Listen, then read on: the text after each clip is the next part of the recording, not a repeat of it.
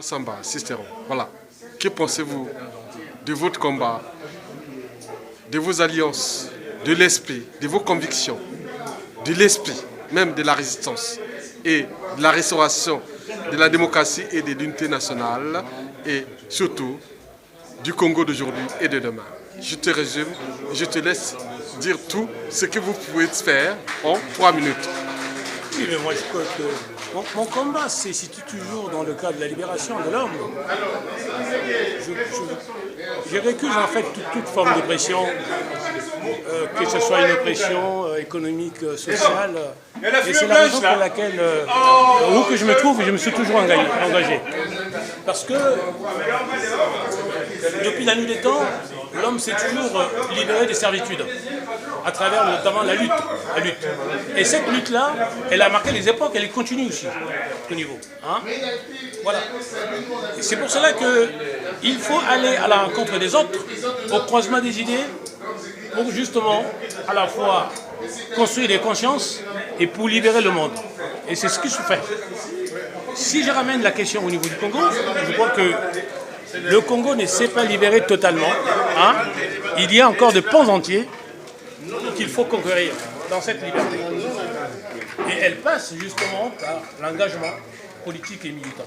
C'est-à-dire qu'il faut qu'il y ait des esprits éveillés qui aillent et qui mettent en avant la conscience patriotique nationale de façon à construire en fait à côté d'un État néocolonial dont nous méritons qu'il faille arrimer à cet État la notion de la nation. Parce que la nation reste à construire. Il faut construire toute une conscience nationale pour que le monde se retrouve. L'heure n'est plus à vivre dans l'autarcie ou alors les communautés petites se suffisent à elles-mêmes. Aujourd'hui, il faut aller à la construction des grandes surfaces. Mais ça demande que les gens aillent à la rencontre des autres, au croisement des cultures. Ceci est vrai sur le plan local, que le nord et le sud se retrouvent, l'est et l'ouest se retrouvent. Et c'est de ce croisement-là pénétre le foisonnement et la richesse même des idées. Dire tout simplement que j'appartiens à tel point, ça n'a pas de sens, parce qu'aujourd'hui, la France est faite de la Bretagne, elle est faite des Alsaciens, etc. Et hier encore, on connaît ce qu'avait été le statut du Breton à Paris. Le Breton, c'était beaucoup plus considéré comme un marginal qu'autre chose. Mais aujourd'hui, grâce finalement à la construction de l'État français, hein, le français se trouve à un pied d'égalité. Et c'est ce qui fait la fierté et la grandeur de la France. Et c'est vers ça, vers cette excellence, qu'il faudrait que nous tendons, que nous allons vers le Congo. Mais ça supposerait justement qu'il y ait une élite qui porte le discours, hein, qui le diffuse et qui l'incarne en même temps. Hein? Voilà donc, si vous voulez un tout petit peu, ma vision de choses que je décline en 2 ou 3 mots. Alors, donc, comment repenser le Congo d'aujourd'hui et de demain? Ben, le Congo d'aujourd'hui, c'est un pays fragmenté. Hein? C'est un pays fragmenté et qui nous cultive une certaine nostalgie d'un passé. Hein? Au sortir notamment des indépendances, nous étions dans un Congo néocolonial. Hein? Mais on voyait encore que avec les survivances finalement donc, du néocolonialisme, il y avait comme une sorte de solidarité qui était là, une forme d'administration que nous aurions pu conduire, hein, et consolider. Mais malheureusement, tout cela est parti en vrille. Voilà. D'autres valeurs ont pris le dessus, de manière négative. C'est-à-dire qu'il n'y a plus le partage, et il y a l'égoïsme, il y a la méchanceté, etc. Il nous faudrait développer d'autres réflexes. Hein. Si nous voulons rejoindre le Conseil des grandes nations, hein, il nous faut nécessairement poser les véritables et les vrais problèmes. Les véritables problèmes, c'est la question du partage. Question du partage, à quelque niveau que ce soit le partage de richesses, le partage du pouvoir. C'est parce que justement on est arrivé à des formes de pouvoir qui font que une oligarchie ou une minorité des gens s'affranchit du reste de la population, que cela conduit à des frustrations et donc à des affrontements. Il nous faut donc développer des formes de gouvernance, hein, partagées, hein, et qui fassent que tout le monde se retrouve. À la fois parce que la parole est partagée, parce que les institutions sont suffisamment représentatives, etc. Et c'est pour ça que j'ai toujours pensé qu'aujourd'hui, la notion de la démocratie participative, elle est intéressante, mais elle ne peut exister que lorsque la démocratie trouve son ancrage au niveau des terroirs. Hein?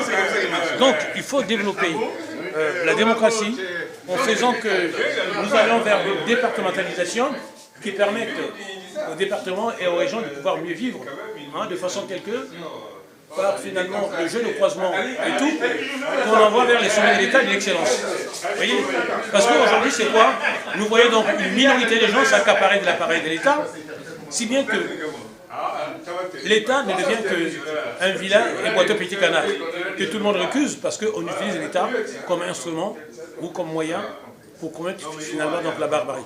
Et c'est ce qui fait qu'aujourd'hui, tout le monde, ou certains ne se le connaissent pas dans cet espace qu'est le Congo.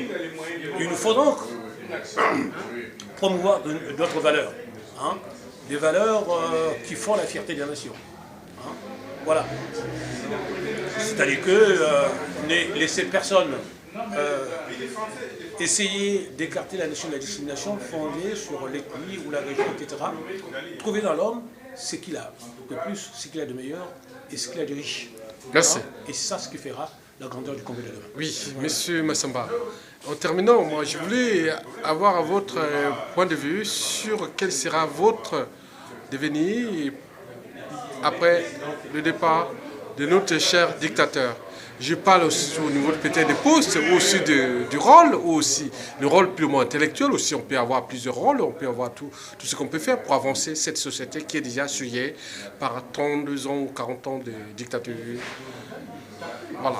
Donc, je crois que le Congo a eu une belle façon de pouvoir se sortir de cette situation en donnant finalement donc, à la face du monde une très belle leçon. Hein? C'est-à-dire que celle d'un dialogue constructif et qui fera que... Regardez par exemple aujourd'hui le visage que cela donne.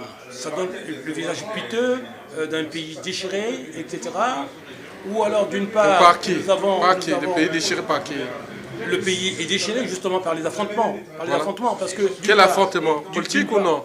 L'affrontement politique, parce que mais par qui encore? D'une part, nous sortons des élections où le suffrage universel a donné au peuple les moyens de s'exprimer. Le peuple donc requiert une certaine légitimité, hein, parce qu'il est détenteur et il réclame aussi donc une victoire. Tandis que de l'autre, nous avons une illégalité qui est représentée par le pouvoir et qui s'exerce.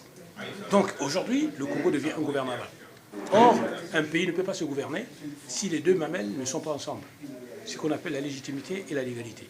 Il nous faudrait donc, à coup de forceps, aller vers un dialogue constructif, de façon telle qu'on retrouve les deux aspects qui nous amènent à un dialogue et qui fera que... Massamba, je vous pose la question de savoir, est-ce que quand on est de bonne foi, peut-on dialoguer avec quelqu'un de mauvaise foi? Non. C'est une simple question. Voilà. Dire qu'on est de bonne foi par rapport à autrui... Non, je parle déjà d'un peuple qui a voté, qui a donné l'expression même populaire et autres. Mais on se retrouve qu'on est dans des situations que nous sommes obligés de gérer comme on l'a toujours géré depuis la nuit des temps. Bon, la nuit des temps, c'est trop dit. Mais dans cette sous-région du bassin du Congo. Alors, si on met tous ces aspects en avant, on arrive finalement à ce qu'on appellera des blocages. Parce que chacun voudra revendiquer son bon droit. Le pouvoir dira, le pouvoir, je l'ai entre les mains, je ne le lâcherai pas. Et le peuple dira que j'ai gagné par les urnes, je vais revendiquer ma victoire. Et nécessairement, ça nous conduira à un couac. Oui, mais on voit bien que nous sommes quand même aussi dans un rapport de force inégal. Hein? Ou alors... Entre le peuple ou parce que le peuple a toujours les derniers mots, quels que soient les enjeux. Le peuple a toujours les derniers mots. Voilà. Mais il ne reste pas mais avec les élites. Mais il ne reste pas moins qu'aujourd'hui, l'état des choses telles qu'elles se présentent aujourd'hui fait que c'est le peuple qui est dans sa totalité opprimé. Totalement opprimé. Donc, mais puisqu'il est renouvelable, le peuple est toujours là, il n'hésitera pas. C'est pour cela qu'il ne faudrait pas... Et si le problème n'est pas du côté aussi du pouvoir de voir les solutions, parce que le peuple a tous les derniers mots. C'est pour cela qu'il ne faudrait pas laisser pérenniser cette situation. Il faut qu'il y ait une conscience qui s'élève et qui interpelle à la fois la conscience universelle au monde pour qu'il y ait une intercession entre finalement les deux positions et qu'on arrive à un dialogue constructif et qui permette au Congo de se sortir de cette situation. Massamba, en terminant, quel est votre dernier mot sur différentes échelles, individuelles, nationales et aussi continentales au regard de la situation congolaise? À l'échelle individuelle, nationale et internationale au regard de la situation sociopolitique congolaise? Mon dernier mot, c'est de dire tout simplement que le Congo perd son âme à vouloir rester dans une situation figée. Il faut arriver à libérer toutes les ressources du pays. Et la meilleure façon de faire, c'est de montrer finalement qu'on ne reste pas dans la rancune, que les gens peuvent se rencontrer. Et que même les plus grands conflits du monde se sont toujours résolus par des pourparlers, parce que les gens, à un moment ou à un autre, se sont retrouvés. Et c'est là qu'on arrive à trouver aussi la grandeur et l'âme d'un peuple. Parce que si, d'une part, chacun s'arc-boute sur sa position, on deviendra véritablement difficile. Et ce qui est sûr, c'est que ce sont les plus faibles qui en paiera le plus fort prix. Et je n'en veux pas et je n'en souhaite pas autant pour le Congo. Bon, je vous remercie, Massamba, et à bientôt.